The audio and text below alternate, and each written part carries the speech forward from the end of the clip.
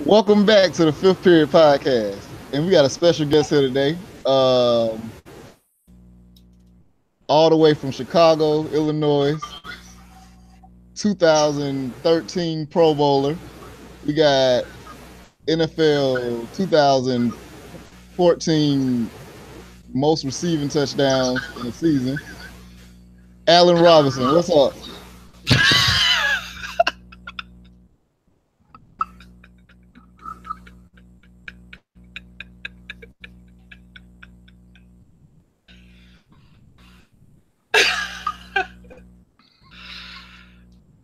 I wasn't prepared for that. But we also got my co-host who's too hot to handle and too cold to hold, Brandon Love on the other side.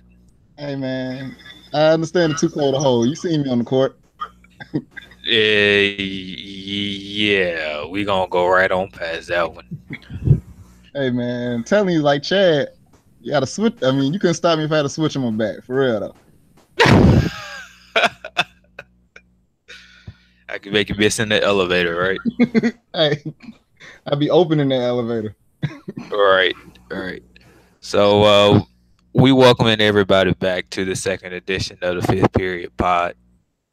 Uh, it was a very eventful weekend for the both of us. We Yeah. both got into some shenanigans, and we're here to do the second podcast. I think the first one went very well, and I finally got my mic back, so now I can finally get my sexy on, and Yeah. can kind of be like smooth jazz on 107.5. Um. Yeah. Yeah. Okay. We'll believe that. Once your go T-Connect, you could say all that. Wow, you coming with the heat today, ain't you? Hey man. You been writing. Who you been getting to write your jokes? Man. You got somebody writing your jokes. You be going to these laugh factories and you gonna got somebody to write a joke for Hey you, huh? man. I was at Stars Bar, so you know. Last week, well, last pod you was kind of dry. This time you coming in with some heat. You coming in with some heat this time. Hey man, gotta get the comedy flowing. Just gotta Eh, go around chill. Yeah, you done became a clown. So to start everything off or whatever, tell everybody what we gonna be doing on the first period. Hey man. So first period, I mean, let's take a moment of silence for like Triple X and Jimmy Wop. I've never heard a song by either of them, but it's sad to hear anybody go. But yeah, getting into it, just saying, I don't like the feedback that I'm getting, that I'm seeing online about Triple X passing. Right. Like people are taking this chance to condemn him still, and it's like you did that enough while he was alive. Like in death, let the man rest. Like stop throwing shame on his name.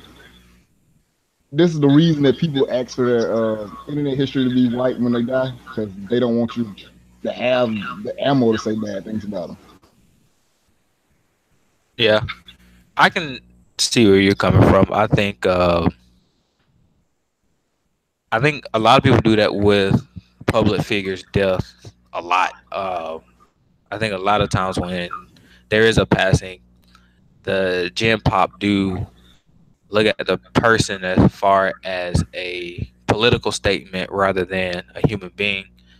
Um, just like with anybody passing that, if somebody were to die due to like gun violence, the first thing that somebody do is try to make them a martyr for gun violence, and it's like that now is not the time to be using somebody for for your political statement or for a political statement. Like the dirt hasn't even dried on them yet, and you throwing salt on their names or whatever. But I think you're specifically talking about the fact that people was bringing up the fact that he beat up his girlfriend or something like that. Yeah, and my whole thing is, man, I don't know. Like she's able to, she was able to look past it because it was somebody she was in a relationship with. I feel like I don't know. It's just anytime someone, you got to think of it as like most people don't think of it this way. You got to think of it like that person, regardless of has a family who loves him or whatever, and by you bringing up all this negative stuff, it's very just weird. So, I mean, they know it, but they don't want to. They don't want to have to deal with that at a funeral. That's why you don't go to a funeral and like I've been to numerous crackhead funerals, and no one talked about how they stole and what was that? I don't know. But damn, no one talked about how they stole or how they, sold crack or whatever, smoked crack. It was always the good things they did. They could have been on drugs for 20 years, but you only talk about them up until the age before they got on drugs. Yeah, yeah, and I think that's more of a general pop and public figure type thing. I think the same thing happened when I don't know. I to go off of what I was thinking to change the path of where I was going with it. I think that maybe it's a new age now, like with the whole like new woke area. That Yeah, now like people have like less compassion or less sympathy or whatever. So it seems like if like now it's crazy that like to think that you basically have to be like flawless now if you're a public figure. Like you can't make any mistakes. You can't be like you can't show that you're a human. You can't do anything that could be detrimental because it will be held against you in the court of public opinion forever. And I feel as though like I agree with you. I feel as though when that person passes, uh, that that skeleton in their closet shouldn't be brought up to. I feel like anybody losing a life uh, should should not be made a mock or anything. But we also get into trigger territory because what if the person is actually like a piece of crap? Like I mean, should we have positive things to say if like if Hitler was to die or or uh or something like that? no, I mean, but didn't your grandma tell you, like my grandma told me, if you ain't got, especially at that moment, if you ain't got nothing positive to say, don't say nothing at all. Like, if you can bring it up 2 months later, it's no problem. But at the moment of like this person, especially when you have this person, and this person has it's friends, family, and they're grieving, they don't want to hear anything like that. Like let them be the angel to them until you want to bring it up later on. Like I agree with that. I think so. What you're more so saying is if you have not okay, so if I'm getting this correctly, well, what you're basically saying is if if that person does do something that's detrimental to their character, you're not telling them to forget or forgive about it. You're just telling them to let their loved ones have their moment before you cast aspersions onto their character. That's basically what you're saying. Yeah. Oh, okay, I got you. That I can agree with. But since this is we're talking about music right now, did you get around to listening to those albums I sent you?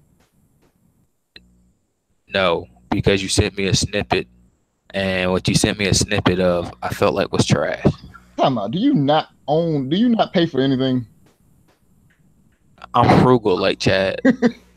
No, I'm lying. I actually got Apple Music. I don't pay for it, but I got it. Family plan? I'm gonna say yes. Uh, You never know who's listening, so I'm gonna just say yeah.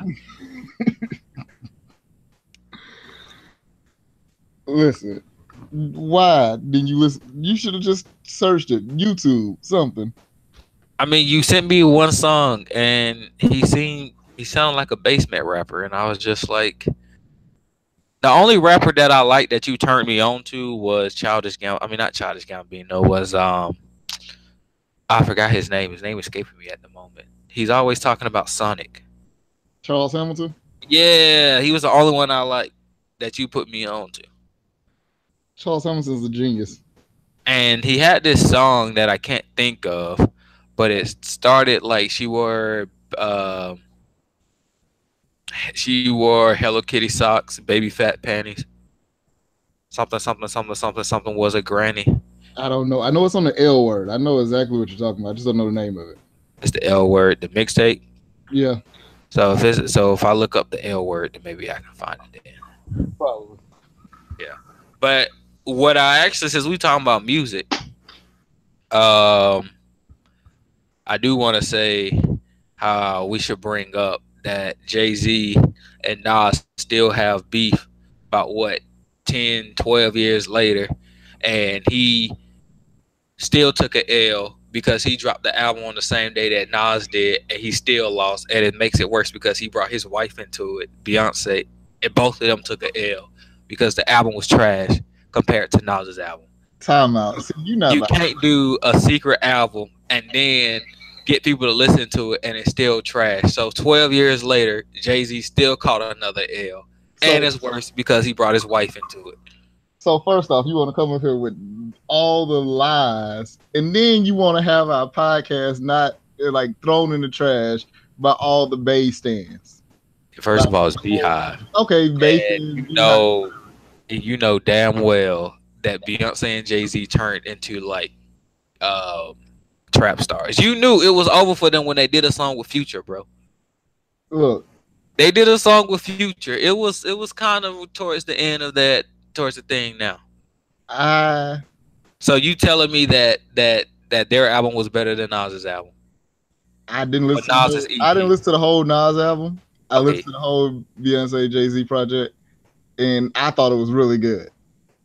The blasphemy that I keep seeing is freaking that what is it, 20 whatever the Big Sean Janae Aiko thing is, and it's like nah. Everybody keeps saying that's better than the Beyonce Jay-Z joint project, and I don't know what they're listening through.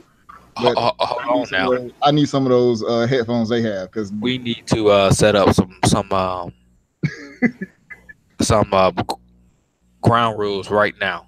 There will be no Big Sean or Janae Aiko slander on this podcast. 2088 is a very great album. You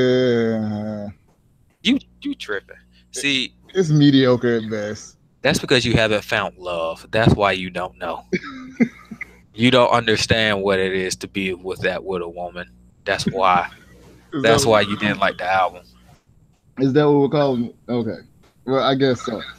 And if people are saying that 2088 was better than, first of all, you know that the Beehive hype up everything that Beyonce put out, and so do Jay-Z fans. So if people are those fans are saying 2088 is better than that album, then you have to take that to the bank. Oh, look, 2088 was not that good. But whoa. Okay, hold on. Breaking news. Dwight Howard has been bought out. He is a free agent. Oh, so he going back to Charlotte then, huh? Hell no. You don't take on Timothy Mozgov, horrible contract just to bring him back. Well, we skipping subjects now. So on to the second subject. We can wait on that still. Just let's talk about your weekend. How was the movie? Because I'm still don't think it's good. So to understand the movie, you have to understand the situation. All right. So I actually saw 3 movies this weekend. I'm talking about Superfly though. I know, but I'm getting there. I binge watched I movie hopped to all 3 movies. I was in the movies for about 6.5 hours and didn't pay for one thing. Not because I was on a date or anything, but because I snuck in the movie theater. And I also got me a free bucket of refillable popcorn and a refillable drink, all for free. Who you know at the movies? I don't know anybody. I just walked into the movie theater I just walked into there. Like, I see the key of sneaking is to act like you've been there. So I just kept on walking. And at the end of the movie, I found some buckets of popcorn that people left out, and I grabbed it, crushed it up, got a drink, got a drink little. I got a soda cup, dumped it out, crushed it, took it to the lady up front, and was like, "Can I get another one?" Because I accidentally stepped on it and it crushed. She was like, "Okay." So she gave me another one. I went to get the popcorn and I got to refill the drink or whatever. So The Incredibles 2, that speaks for itself, as you can see on the internet or whatever. I mean, I've seen But that. So yeah, I know but now Superfly was really good. Now I want you to know, as we're recording this pod, I am happily in a relationship. with who? Lex Scott Davis. Now, let me be very clear. When I walked out of the movie, there was this lady who was like, "Oh my gosh, you look just like Superfly," right? Timeout. Jamarcus said that also. So Right. So that was gonna be the cold open, but I didn't feel like. so don't get me wrong. The only reason I saw that movie was because of her, because I saw her in Tales, and she was playing this girlfriend of Sean from Power, and she was like butt ass naked, and I fell in love with her then. So she was the only reason I went to go see that movie or whatever. So after the movie, I tweeted at her. I was like, I went to go see the movie because of you, and you didn't disappoint. But I'm gonna hold you down one day like you held down Priest, and she liked my comment. So I am very much happily in a relationship right now. You know, it's And I am waiting at the altar right now, like right now. well. The funny thing, hey, do you? But If you want my review about the movie was very good though. I'm not going to say it's one of those movies that if you don't see it, you missing out. But if you do go see it, it's not a waste of time. It's a solid movie. I'll give it probably. It ain't gonna win like no Oscar or anything, but is it gonna win a BET it's award? like a solid B. Will it win a BET award? I hope not, because I don't think that's a compliment. It's gonna be on BET on like repeat in a couple years, so it's gonna be the new baby. Oh man, you know what?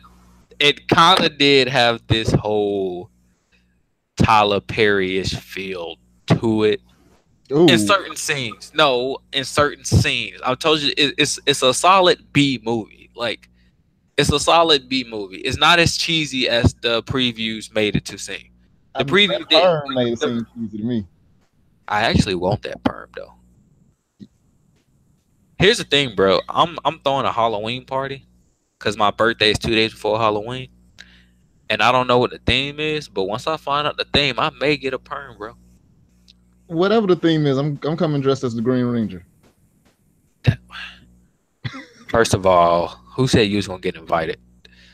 Second of all, if you do get invited, it will be whatever the theme is. I'll make the Green Ranger work. Oh, okay. But that's what I did. Superfly, it's solid. I like it or whatever.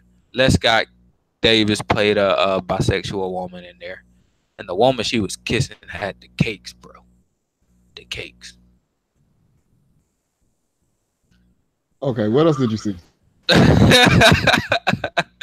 Deadpool. Deadpool was probably the least favorite movie that I saw, because I don't really F with Deadpool. I just saw it because other people say it's good and it was free, so I was like, all right, I'm gonna just go see Deadpool. But Deadpool was my least favorite. But I feel like Deadpool had the same fate as Guardian of the Galaxy 2. It was just like the first one was like new and fun, and the second one was just like. Hold on now. It wasn't new. Hold on now. I know. I feel like both were good. I feel like Guardians 2 was good, but I feel like it wasn't as good as the first one because it wasn't that excitement and that new. Guardians of the Galaxy 2 is a top 5 Marvel movie. Is it better than the first one though? Yes. It's not. No, but Toy Story, Toy Story 2 is a top 5 Pixar movie, but at the same time, it's not better than Toy Story 1. Toy Story 2 is kind of trash. And that's the end of the podcast. I'll catch y'all later.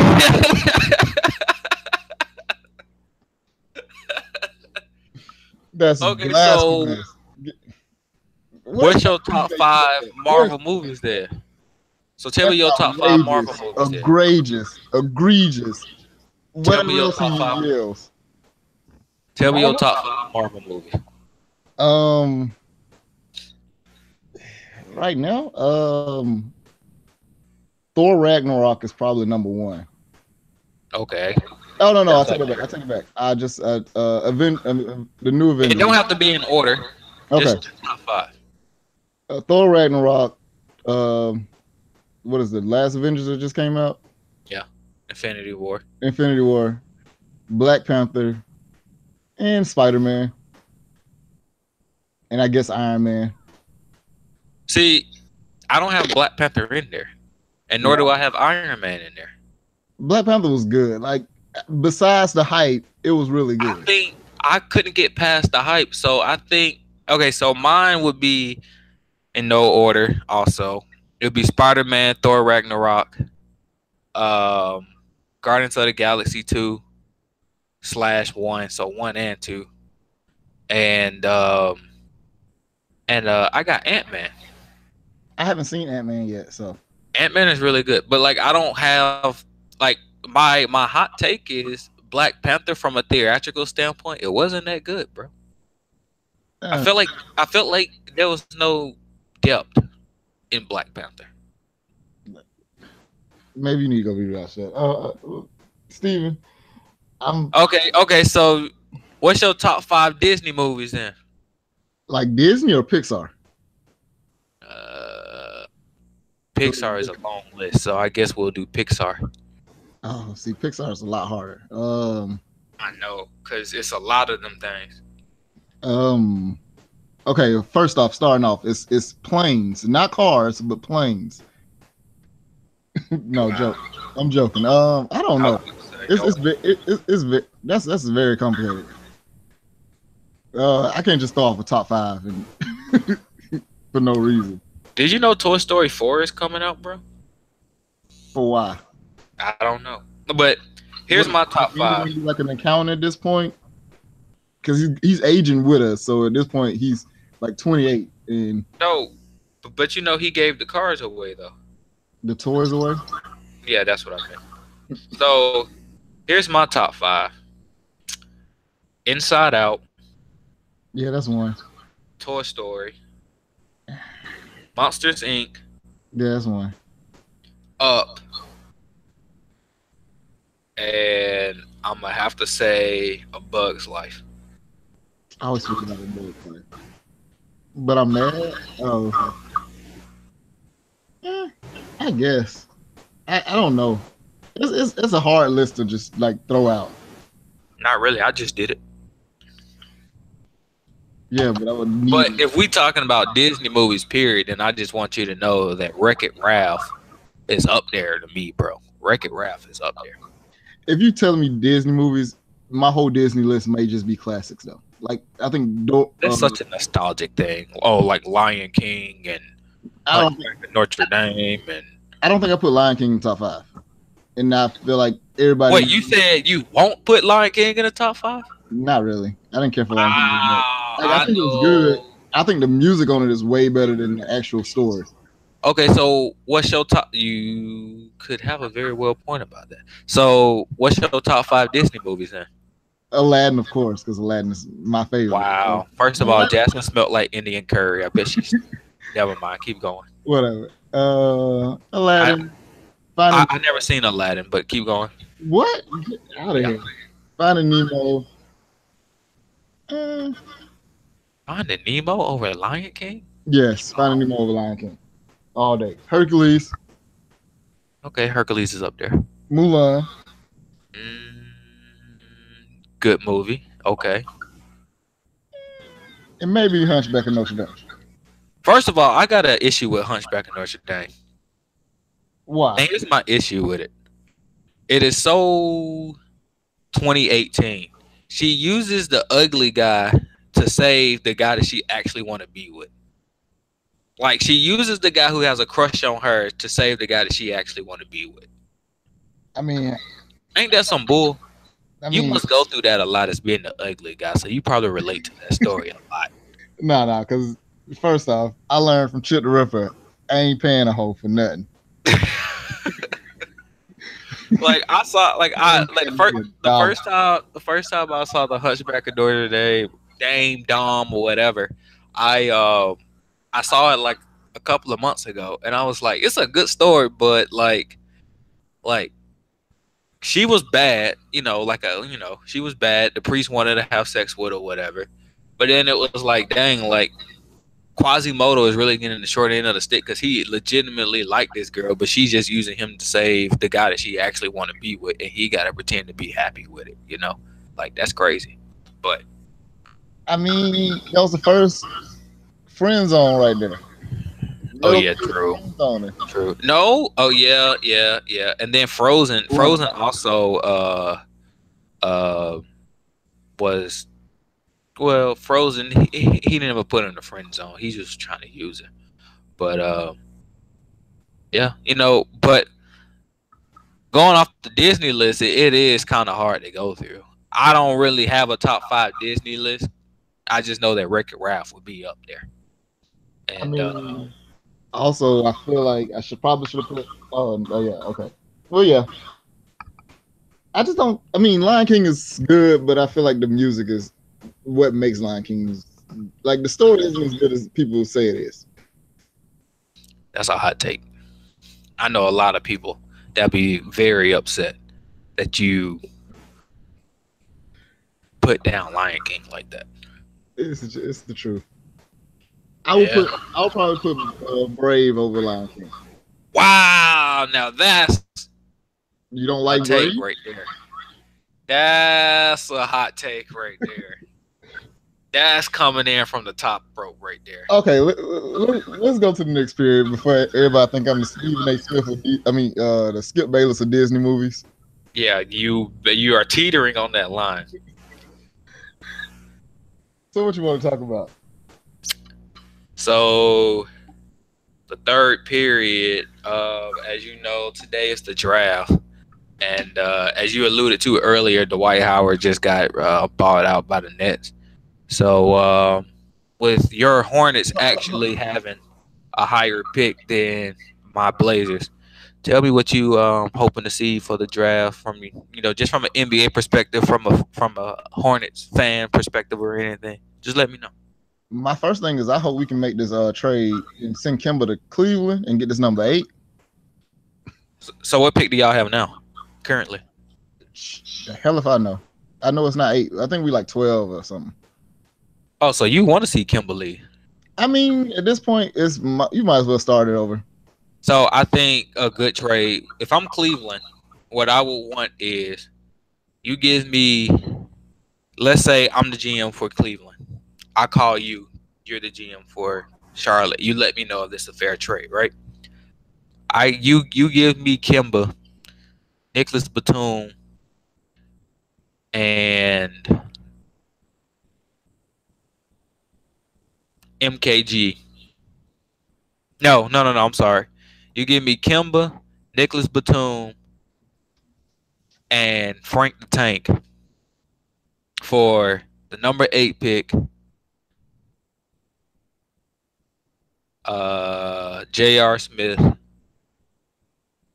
and Tristan Thompson. I would make that move. You still got Zeller. You still got the other center. Yeah, you'll be okay. I'll make that move. Though I do think that does make me, if I'm Cleveland, hella small. Like I don't have a center anymore unless I play Kevin Love at the center. Well, you have Frank the Tank. You have a 7-footer. Yeah, you're right, but he's more back. You might not have. I mean, but Frank isn't a starting level center. I mean, I would rather have Frank and Kevin Love. Let Kevin Love play low. Let Frank. Then you have Frank who can go out wide. And, I mean, who can play outside. So, do you think with me making that move, and let's say Pastor James stay, you think that squad looking right with Kimba at one, Batum at two, Braun at three, Love at four, Frank at five? They'll be back in the finals. We got Jeff Green coming off the bench. They'll be back in the finals. They probably will make. I mean, they'll win a couple. They might Now, get here's the two or thing, three. though. People say Kimba Walker is Kyrie-esque, but Kimba got a little bit more sauce than Kyrie, and he's a lot more healthier. He's just he's his shot isn't as good as Kyrie. I mean, but he's a better passer also. Yeah. He's a better passer. I think he's a lot more saucier. I feel I like think the team that you put together would LeBron wouldn't have to carry the team as a ball carrier. Ball handler anymore. yeah, but You have I think Batum to play off of. You have Kimba to play off of. You still have what's his name off the bench? Like skinny boy. Huh? yeah. You talking about Jeff Green? No, Jordan Clarkson? Yeah, Clarkson. There you go. Yeah. I think you switch it out or whatever. I think Batum could guard positions 1 through 4. Like if you were to play against the Warriors, he could guard everyone from Steph Curry to KD. Well, against the Warriors, he can guard 1 through 5. True. Kimba could ISO anybody on the Warriors. Didn't he score like 60 points or something this year? Something like that, 50 something? Yeah, he had a game. He had 50 something. Dwight had like 28 and 28. Yeah. So I think Kimba, of course, Kimba playing next to LeBron. Like I feel like Kimba's shot would. It's kind of like the Dame Lillard effect in a sense, where Damian Lillard like has a low 3-point shooting percentage because of the fact that he's like always shooting contested threes because the defense actually just is like a gravitational force to him, so he never gets a wide open three. So I think the same thing happened with Kimba when he was at Charlotte. Like I feel like he took a lot of contested shots because of the fact that he had to take contested shots. So I feel like when he played with LeBron and he has Batum and everything to work off of, like he will get more open shots. So, and I feel like he's a better passer than Kyrie, and he's healthier than Kyrie. He's probably not as good as Kyrie, but if Kyrie is, let's say, an A, I think Kimba is what, like a B plus or something like that. So yeah, my thing is Kimba hasn't got to play with anybody since he became a starter. No one on his team has averaged over 15 points a game. Yeah, y'all also got MKG who can't shoot, so that's one issue. So who are you trying to, or who, if you had your pick in this draft, who would you hope that the Charlottes get at the 12 or whatever pick y'all have? I would like to see what's his name fall to us. Trae Young. If we do end up trading Kimba.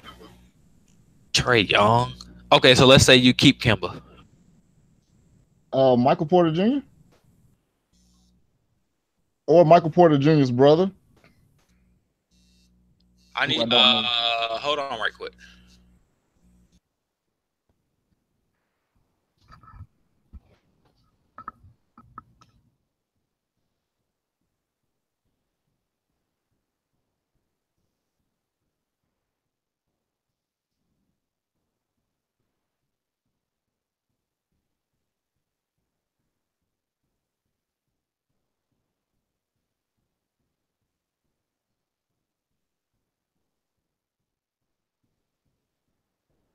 Came here for the friends, and we got